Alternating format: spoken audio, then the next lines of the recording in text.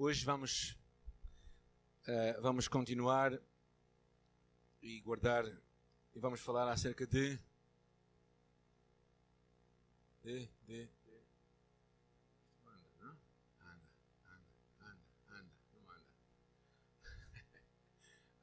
anda. Não está a andar, não. Será? Obrigado. Ok, então vamos falar acerca disso, da oposição. Oposição, desafios, se calhar nem tanto vamos enfrentar a oposição, talvez mais desafios. Na verdade, a vida é um desafio. Dizem que quando as crianças saem cá para fora, quando são bebés, é o primeiro grande desafio começar a viver cá fora, não é?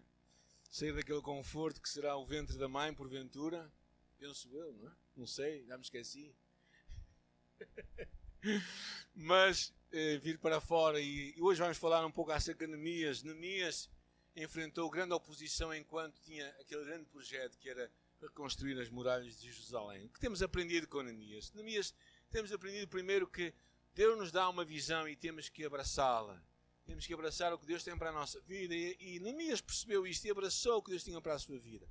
Abraçou aquela visão, saiu do conforto em que ele estava para poder alcançar o que Deus estava a chamar a fazer. A segunda coisa que ele fez foi ver as coisas como elas estavam, verdadeiramente. Não tapar o sol com a peneira, não pôr uns óculos de ver o sol para ver as coisas mais coloridas. Mas ele viu a realidade de Jerusalém. E nós também precisamos ser autênticos para encarar os nossos desafios pessoais e aprender a transformar a nossa ansiedade em oração. É a grande chamada de Deus em toda a Bíblia. Filipenses nos encoraja a isso. Filipenses diz que para não andarmos ansiosos, antes tornar diante de Deus conhecidas as nossas orações. Então, a importância de transformar a nossa ansiedade em oração. E também entender com a ajuda e a participação de todos, um ao lado do outro, nós somos chamados a trabalhar. Capítulo 3 fala muito acerca disto. Não é? Hoje vamos avançar para o capítulo 4, 5 e 6. 3 capítulos que falam todos eles de oposição. Contrariedades e oposição de pessoas que às vezes se assumem como nossos inimigos, bem como aqueles que às vezes estão perto de nós e até nos são chegados, mas que de alguma forma podem bloquear o que Deus tem para a nossa vida. E muitas vezes o sofrimento e a oposição são ferramentas que Deus usa para validar se aquilo que estamos realmente a fazer é feito em Deus e para Deus, ao mesmo tempo que Ele vai construindo em nós e moldando um caráter divino. Então, alguém gosta da oposição? Eu conheço pouca gente. Há pessoas que se gostam até, são assim um bocado do bloco, não é? São um bocadinho assim de contrariedades. Mas de uma forma geral nós não gostamos. Mas os desafios e a oposição, normalmente é aí que nós crescemos mais. Eu tenho crescido muito na minha vida nessas alturas. Então vamos ver estes 3 capítulos e vamos compreender como é que Neemias encontrou a solução de Deus para a oposição que ele estava a enfrentar. A primeira delas, capítulo 4. Vamos ver o que diz aí. Sucedeu que ouvindo Sanbalat. Lembram-se de Sanbalat e Tobias? É os nossos amigos que estavam sempre a bloquear o caminho de Neemias. Aconteceu que ouvindo Sanbalat, que edificávamos o muro, ardeu em ira e se indignou muito e escarneceu dos judeus. Estava com ele Tobias, o amonita, e disse, ainda que edifiquem, contudo, vindo uma raposa, derrubará facilmente o seu muro de pedra. O que é que ele estava a fazer? A fazer chacota, brincadeira, estava a escarnecer, estava a divertir-se, a dizer assim, olha, mesmo que, usar sarcasmo também, mesmo dizendo assim, olha, mesmo que eles edifiquem um muro, se vier uma raposita, vai encostar-se a ele vai cair. Ou seja, nada vai. Ou seja, Sanbalat e Tobias sabia o poder das palavras. Sabia que se eles falassem, porque eles eram homens influentes, sabia que se eles falassem, de uma certa forma, ao escarnecer, ele poderia, porventura, tentar destruir, denegrir ou impedir os planos de construção da cidade. Ele mesmo diz à frente: sucedeu que ouvindo Sanbalat e Tobias e os árabes e os amonitas, e os judeus, ou seja, havia aqui um grupo de gente que se ia amontoando, que tanto ia crescendo a reparação dos muros, que já as rupturas se começavam a tapar, iraram-se sobremodo. E ligaram-se entre si todos para virem guerrear contra Jerusalém e para desviarem do seu intento. Uma das coisas que eles perceberam foi que havia um poder grande por falarmos. Não é? E nós sabemos isso, o poder das palavras. Tiago fala claramente disto. No livro de Tiago, lemos: com ela bendizemos a Deus e com ela amaldiçoamos os homens. Ou seja, há um poder muito grande naquilo que nós falamos. Sanbalat e Tobias sabiam isso. E acreditavam que as palavras de desencorajamento e sarcasmo poderiam porventura levar Neemias e a sua equipa a desistir, ou no mínimo desacelerar este processo de construção. Talvez aqui seja bom tu parares e pensar: será que há palavras que ainda te afetam? Será que há palavras que ainda estão na tua mente?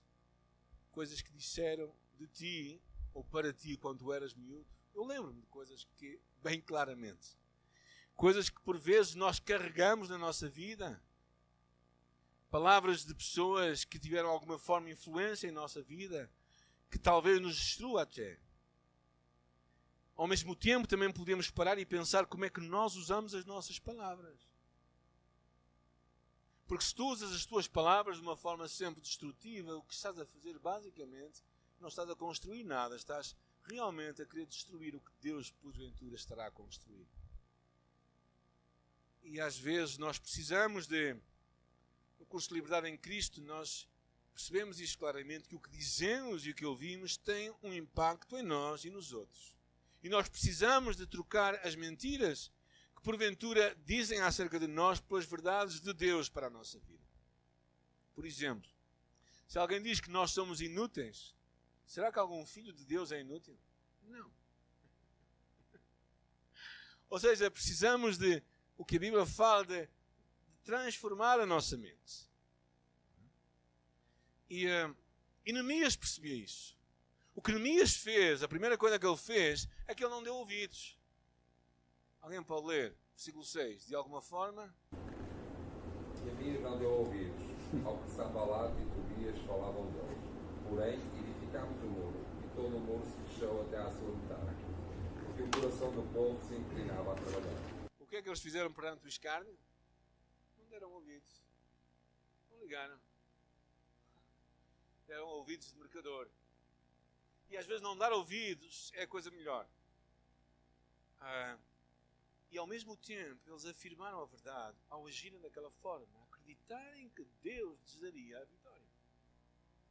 E se calhar uma das coisas que precisamos fazer é isto. E eu vou-vos convidar a juntos fazermos 8 afirmações, que poderia ser a lista dos nunca mais. No curso de Liberdade em Cristo temos 20 eu posso de sucesso, não é? E esta poderia ser a lista dos nunca mais. E vamos dizer juntos estas verdades, está bem? Nunca mais direi que eu não posso, pois tudo posso naquele que me fortalece. Nunca mais direi que não tenho, pois o meu Deus há de prover todas as minhas necessidades segundo a sua glória em Cristo Jesus. Nunca mais direi que tenho medo, pois Deus não nos deu um espírito de medo, mas de fortaleza, de amor e de sabedoria. Nunca mais direi que tenho dúvida ou falta de fé, pois eu tenho o grau da fé que Deus distribuiu. Nunca mais direi que sou fraco e desprotegido, porque o Senhor é o protetor da minha vida. Nunca mais direi que Satanás tem supremacia em minha vida, porque o que está em mim é maior do que aquele que está no mundo. Nunca mais direi que estou derrotado, pois Deus nos concede sempre triunfar em Cristo. Nunca mais direi que estou condenado, pois já não há condenação para aqueles que estão em Cristo Jesus. Amém? Graças a Deus. Estas são verdades incríveis. Agora, será que alguém não sentiu estas verdades? Se calhar. Eu também às vezes não sinto. E sabes, e o mais importante é nós escolhermos acreditar que aquilo que Deus diz é mais importante do que aquilo que eu sinto. Este é o poder das palavras. Porque se tu dizes algo que realmente só traz... Se tu estás a pensar sempre para ti, eu estou condenado, estou condenado, estou condenado, estou condenado, o que é que tu vais dizer? Vais pensar que estás condenado. Ou seja, nós precisamos de aprender a falar de uma forma continuada aquilo que Deus diz e não aquilo que nós pensamos. Quando a nossa palavra, quando o nosso pensamento não está em linha com o pensamento de Deus, qual é o pensamento mais certo? O pensamento de Deus. O que nós precisamos de fazer é afirmar. No curso de Liberdade em Cristo temos uma ferramenta chamada o Destruidor de Fortalezas. Na lição 10 vamos falar sobre isto. Que basicamente é aprender a transformar a nossa mente pela verdade de Deus e deixar que ela interiorize a nossa vida. Durante alguns anos eu lutava com um forte sentimento de culpa. Não conseguia perdoar-me a mim próprio. Eu achava que Deus nunca me ia perdoar. Se calhar já pensaram assim, não? E o que aconteceu foi através de eu fiz uma série de seleção de alguns versículos bíblicos e sempre que aquele pensamento me vinha à memória, aquilo que eu não era perdoado, eu pensava, se confessamos os nossos pecados, Ele é fiel e justo para nos perdoar os pecados. Pensava naquele versículo que diz assim, ainda que os meus pecados sejam como a escarlate, Deus os tornará mais brancos do que a neve. Cria em mim, ó Deus, um espírito puro. Ou seja, eu lia aquilo e aquilo começou a tomar conta da minha mente. Dizer palavras é muito importante. Eu quero fazer aqui um reparo, principalmente para nós que temos influência na vida de outros. As palavras que tu dizes podem quase ser uma profecia na vida de alguém. A menos que a pessoa decida perceber que aquilo é mentira. Porque às vezes eu ouço muitos pais dizendo, e eu ouço pais a falar, não é de crianças, falam disto de jovens, não vai ser nada na vida. Outro dia eu estava a ouvir isso e chamei a atenção a uma mãe que estava a falar isso. A sua filha não trabalhava há 3 anos e a mãe sempre com aquela profecia de que ela não ia conseguir, e mais isto e mais isto. Eu disse, assim, tu é que não vais conseguir. Tu é que não vais conseguir ser a mãe que Deus quer que tu sejas.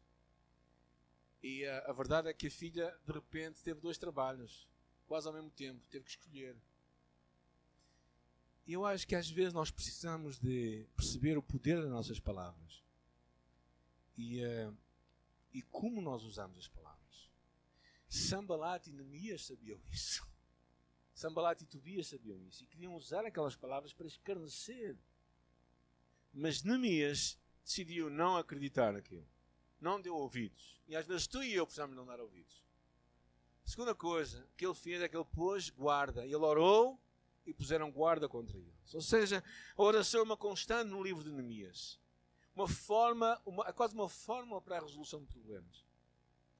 Agora, Neemias orava e trabalhava. Ele usava as armas espirituais e as armas naturais. Porque o que encontramos em Neemias era continuar a fazer a vontade de Deus. Ele trabalhava. Ele dizia que metade dos servos trabalhava na obra e metade tinha lanças e escudos. Ou seja, ele dividiu o grupo entre uns que defendiam e outros que trabalhavam. Houve uma fase em que eles, num braço tinham uma coisa, no outro braço tinham outro, mas nesta fase uns defendiam, outros trabalhavam. Ou seja, eles continuavam a fazer aquilo que Deus estava a chamá-los para fazer.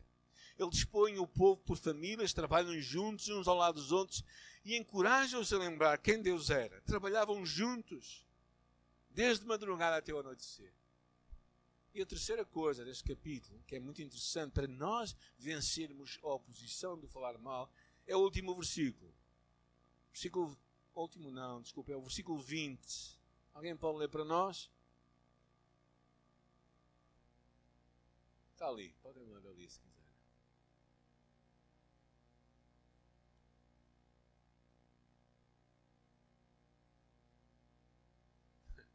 E ele tinha uma convicção profunda. Quem é que iria lutar por eles? Deus. Ele mantinha a convicção. A convicção de que os inimigos estavam a crescer. Vocês viram? Começou com Tobias e o Sambalate. Agora depois entra mais um Gesem, depois entram os Asdoditas, depois entram uma série de povos que se juntam a eles. Mas ele mantém a convicção que Deus vai pelejar por eles.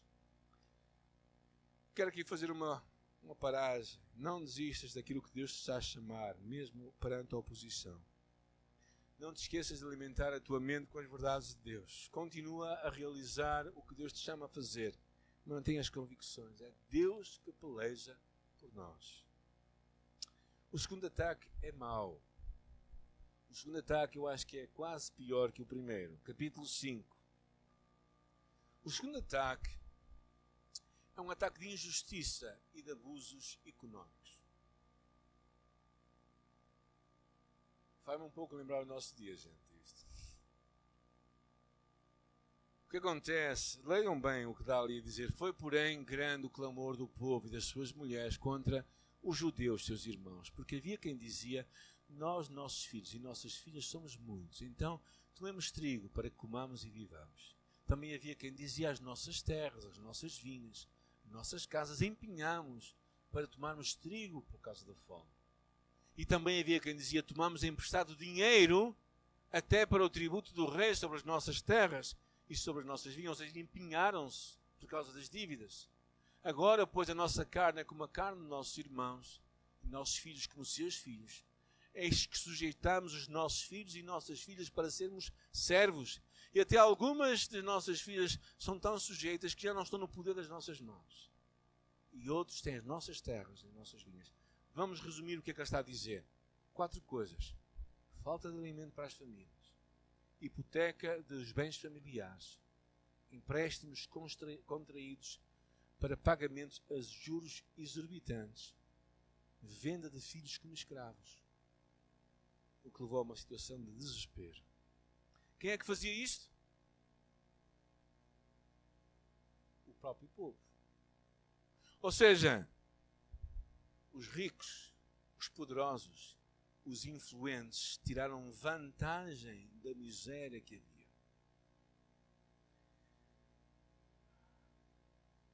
E eu penso que esta é uma coisa muito grave, porque é o que muitas vezes se passa nos dias de hoje. Por causa da crise económica que estamos a passar, muitas vezes pessoas abusam do seu poder. Muitas vezes pessoas abusam para tirar vantagem daqueles que precisam de trabalhar e não reconhecem aqueles que trabalham. E este é um problema incrível que acontece nos dias de hoje. E o que acontecia então, infelizmente, é o mesmo que acontece hoje. E esta oposição era uma oposição que estava dentro, porque o povo começou a ficar inquieto e disse assim não vamos lá. Nós estamos a perder as nossas terras, estamos a vender-nos como escravos. E aquilo começou a criar uma revolta dentro do povo tão grande, que verdadeiramente aquilo... O que é que Neemias fez? É muito interessante. Neemias era um homem muito de Deus. Ouvindo o seu clamor, estas palavras, eu me indignei. E considerei comigo mesmo no meu coração. Depois pelejei com os nobres e com os magistrados e disse: sois usurários, cada um para o seu irmão. E convoquei contra eles uma grande assembleia. O que é que ele fez? Fez um comício, gente. Basicamente, ele levantou um comício. Vamos nos manifestar. E ele se indignou. Ele levantou-se com a sua voz. Tem de haver uma santa indignação diante das injustiças que se vão cometendo nos nossos dias. Não nos podemos calar. O problema hoje, há um grande aproveitamento do ambiente desfavorável de desemprego. Eu diria não somente para os estrangeiros, que infelizmente se vê, mas também para o nosso próprio povo. Ou será que é só com os estrangeiros? Infelizmente é com todos. Há quem abuse de empréstimos a juros completamente inflacionados. Pessoas que vivem à luz da miséria dos outros. Por outro lado, também, por causa da injustiça, eu quero vos dizer uma coisa. Há também uma cultura de sermos espertos. O português, não é? Fala muito de sermos espertos. O que é ser esperto? O Chico esperto, o que é? É fazer as coisas erradas sem ser apanhado. E a Bíblia nos fala a verdadeiramente sermos pessoas justas, ou seja, sermos pessoas corretas na nossa forma como fazemos o trabalho de Deus. E como somos cristãos também. Estamos a formar a nossa associação, como sabem, já a formamos, mas para pormos de pé tivemos de pôr uma série de papeladas, uma série de burocracias, de coisas que temos que fazer. Uma carga de trabalhos incrível, gente. Porquê? Porque queremos fazer as coisas certas. Se pensarmos em abrir uma loja social, até possivelmente teremos que pagar o IVA. Ou seja, verdadeiramente, se queremos viver o que Deus nos chama a viver, se queremos acabar com a injustiça social, precisamos de ser pessoas que cumprem a justiça. Jesus disse, bem-aventurados os que têm sede e fome de justiça, porque serão fartos. Neemias foi um pouco mais longe. Sabem o que é que ele fez? Ele deu o exemplo como governador. Porque de repente ele tinha saído de uma posição de quê? Qual era o trabalho dele lá com Artaxerxes, há uns meses atrás? O que é que significa? Da pinga. Era o homem que bebia lá, porque via se o vinho estava ou não estava em condições. Não era só se era reserva ou se não era reserva, mas se havia veneno. Claro que era uma posição importante, mas não deixava de ser um empregado de copa. Aqui encontramos-lo como? Governador. Ele diz assim, também desde o dia em que me mandou que eu fosse o seu governador. Ele foi instalado como... Pensem, sai de uma cozinha, uns meses depois, governador. O que é que isto faz a muita gente? Faz mal à cabeça, não é? Mas Neemias não se deixou corromper. Ele deu o exemplo. Ele disse, eu não vou usar o meu direito como governador para tirar impostos deles, mas eu não vou receber deles. Ele dá um exemplo. Sabem porquê? Porque o exemplo vem de cima. Sabe o que é que significa? Se tu és pai, se tu és professor, seja ele onde for, se tu és um líder numa empresa, se tu és patrão, se tu és marido, ou esposa, ou mãe, tu és uma pessoa de influência. E tens que dar o exemplo. E se queremos acabar com a injustiça, não vale a pena só apontar o dedo. Sabem porquê? Porque quando se aponta o dedo, quando vamos analisar, desculpem, os governos, sabem que a corrupção está... Qual é o partido que está corrupto? Ou quais são... De que partidos é que eles estão corruptos? De todos. É transversal. É um problema de coração humano. Não tem nada a ver com partidos, tem a ver com o coração humano. E Neemias percebeu, se ele queria acabar com a injustiça, ele tinha de dar o exemplo. Eu acho isto muito interessante. E depois ele mantém as suas convicções, que eu acho que é muito interessante. Não é? Aqui diz, as mudanças da injustiça social acontecem não só por anunciarmos a verdade e a justiça, mas por vivermos isso. Custa o que custar. Sabem quando é que o teu filho vai ver que ele tem que pagar os impostos? Sabem quando é que ele vai ver que nós temos... Ou seja, o exemplo é que vai produzir efeitos na vida de alguém. Não é mais nada. Agora, é interessante que Neemias faz. Uma vez mais, ele mantém as suas convicções. Lembra-te de mim, para bem ao meu Deus, de tudo quanto fizeste povo. Neemias continuava a fazer uma mudança incrível naquele povo, mas continuava dependente de Deus. Esta é uma constante em Neemias. Um homem poderoso, governador, que começa a ver aquilo a acontecer naquela cidade. O último ataque, gente. Antes de nós atacarmos a nosso jantar, aqueles que forem jantar, não é? O último ataque, capítulo 6. Este é muito curioso. É um ataque de formas de manipular e controlar, que às vezes até pode ser usando a religião. Porque a história aqui realmente tem a ver com a religião. Sanbalat e Gesem mandaram dizer-me: venha, congreguemo-nos juntamente nas aldeias no Vale de Ono. Porém intentaram fazer mal. Eles chamaram Neemias porque lhe queriam fazer mal. Mas depois que levantaram uma série de mentiras e calúnias, disseram que eles estavam-se a querer rebelar contra o rei Artaxerxes ao estarem a edificar aquele muro. E que ele se faria rei. Eles começam a falar sobre calúnias. Mas a coisa não fica por aqui. Mais à frente, o que eles fazem é que eles decidem usar um profeta para dizer a Neemias para que ele entrasse no templo de Deus. E Neemias diz assim: eu não vou ao templo de Deus porque eu não tenho autoridade para entrar lá dentro. Neemias sabia o seu papel. E o que eu acho, a resposta que Neemias faz, a primeira delas é claramente, ele começa a discernir a seguir a vontade de Deus. Porque Sanbalat suborna profetas para colocar a vida de Neemias em perigo. Sanbalat sabia o que Deus falava. E Sanbalat queria arranjar formas, usando a religião, de que Neemias caísse. Naquela altura, ninguém poderia se apresentar no templo de Deus se não tivesse qualificações como tais, naquela altura, ou se fosse chamado. Então, quando Neemias manda o profeta dizendo... Quando Sanbalat manda o profeta dizer: olha, vai dizer Neemias para ir ao templo, Neemias diz assim: não, isto não é Deus que está a falar comigo. Sabe o que é que significa? Significa que nós precisamos estar atentos de onde ouvimos as vozes. Porque até profetas podem ser falsos.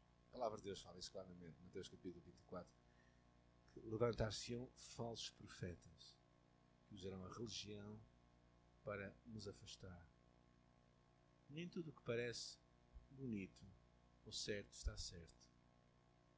Sabem como é que o veneno é feito de ratos? Não sabem? Já vos falei isto várias vezes, não é? Os 100% de veneno, numa amostra de veneno de ratos, vocês vão encontrar talvez 10% de veneno. O resto, 90%, é alimento. Por isso é que os ratos comem. Porque pensam que estão a comer os 90%, mas esquecem-se que os 10% é que os vai matar. Há muitos falsos profetas que têm aparência de bem, mas no fundo são mesmo mau. E nós precisamos discernir o que Deus está a falar. O que Neemias faz também é que ele continua até terminar. O que é que diz ali? Acabou-se o muro aos 25 dias. Em 52 dias. Menos de 2 meses para reconstruir o muro. E veja o que diz a seguir: sucedeu que, ouvindo todos os nossos inimigos, todos os povos que havia ao redor de nós, temeram e abateram-se muito a seus próprios olhos, porque reconheceram que o nosso Deus fizera esta obra. Continuar até terminar reconhecendo a Deus. Um pensador disse: a perseverança toda vence e pode mais do que a força. É preciso sermos resilientes, perseverantes, constantes, não continuarmos, persistirmos enquanto soubermos que é Deus que nos chama a realizar aquilo. Eu acho que isso é tão importante. Sabem, nós o primeiro ano aqui em Hermesinde foi de fazer malas e irmos embora. A minha esposa não está aqui agora. Mas quando começámos aqui a obra, depois de um ano, só tivemos frustrações. E pensámos seriamente, melhor é fazermos a mala e fazermos aquilo que sabíamos fazer bem, que era sermos pastor de uma igreja. Não plantar uma igreja. E claramente sentimos Deus a falar connosco, não é? Que nós precisamos de persistir, de continuar. Foi isso que temos feito em algumas alturas na nossa vida também. Enquanto Deus nos chamar, nós temos que persistir. Quero-vos desafiar com algumas, resumindo um pouco, como é que enfrentamos as oposições. Primeiro e muito importante, não presumas que não terás oposição. Na verdade, eu até te digo, espera oposição. Tu não és imune aos ataques de Satanás, tu és o alvo de Satanás. Às vezes nós pensamos que usamos alguns versículos de uma forma um bocadinho, eu acho, errada, não é? Como aquele versículo que diz que 10.000 cairão à minha direita, não é? Mas isso não quer dizer que nós não vamos ser atacados. Não vamos ser alvo de oposição. Vamos ser. Na verdade, a Bíblia está repleta de oposição. E Satanás vai verdadeiramente se importar mais contigo do que qualquer outra pessoa que está a jogar na equipa dele. Certo? Segunda coisa, afirma a verdade. Percebe o poder daquilo que tu falas, das tuas palavras. Há poder nas tuas palavras, naquilo que tu dizes. Usa a palavra para levantar, para edificar. Fala a verdade de Deus. Mesmo que outros digam o que quer que seja de ti, sabe o que Deus diz de ti. O que é mais importante, o que tu pensas de ti, o que os outros falam de ti, ou o que Deus diz acerca de ti. É certamente o que Deus diz acerca de ti. Isso é o que importa.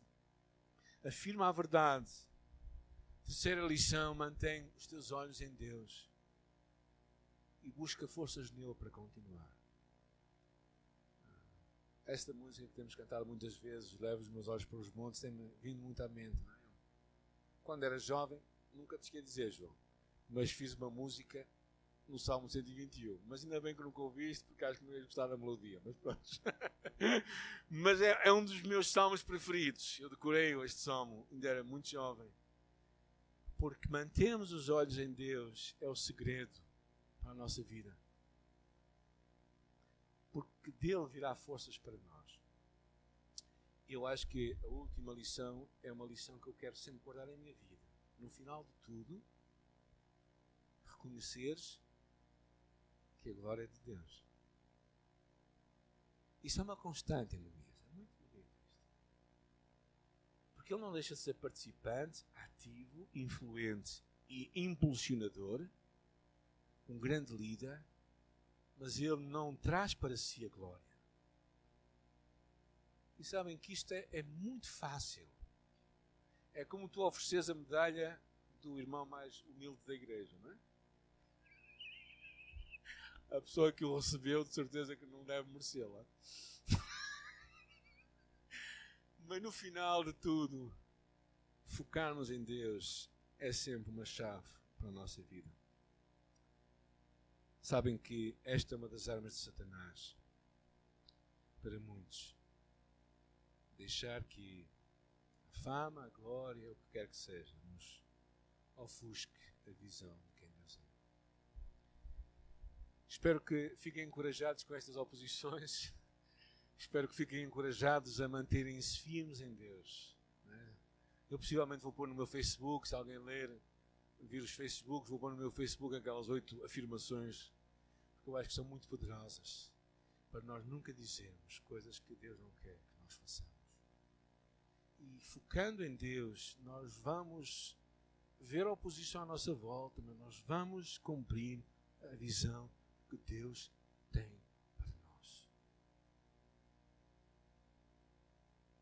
Vamos cumprir essa visão.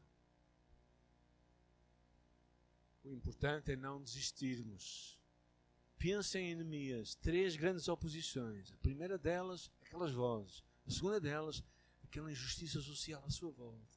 A terceira delas, aquelas ameaças, mentiras, calúnias e tentativas de engano através do profeta de Deus, de profetas de Deus. E ele persistiu, porque os seus olhos estavam em Deus. Porque ele escolheu não dar ouvidos às mentiras, mas acreditar na verdade. Senhor, nesta tarde, nós te agradecemos pela tua palavra, Senhor. Tantas vezes eu sinto a verdade destas palavras que eu hoje falei. Tantas vezes eu sinto a necessidade de me libertar de pessoas que se opõem, de pensamentos que vão tomando conta da minha mente, para que sejas os teus pensamentos a tomar conta de mim. Nesta tarde, Senhor, eu oro por cada um de nós aqui, Senhor. Ajuda-nos a sermos homens e mulheres que agarram a armadura de Deus, a palavra do Espírito, como verdadeiramente, a espada do Espírito, como a palavra de Deus que manejamos bem, Senhor. Que usamos esta palavra como poderosa para nos dar vitória perante as ameaças de Satanás, os inimigos que Satanás tantas vezes levanta à nossa volta, e para que cumpramos a Tua chamada em nossa vida, Senhor. Ora, que nenhum de nós se atemorize diante das oposições, desista pelo caminho, se deixe enfraquecer, que os nossos olhos estejam em Ti, Jesus, que também não tiveste uma vida fácil aqui na terra, que sofreste o abandono dos Teus discípulos, dos Teus amigos, que soubeste o que é padecer, que é ser traído pelos Teus irmãos, que é ser abandonado pelos homens que dizem dar a sua vida por Ti. Tu sabes muito bem do que estamos a falar nesta tarde. Melhor do que nós podemos falar, Tu sabes falar ao nosso coração. O Teu Espírito sabe contender connosco. Que nós somos filhos amados pelo Pai, e que nada nem ninguém nos pode afastar do Teu amor. Por isso traz esta profunda convicção à nossa alma, Senhor. E não permitas que nada se levante em nosso coração que seja maior do que Tu.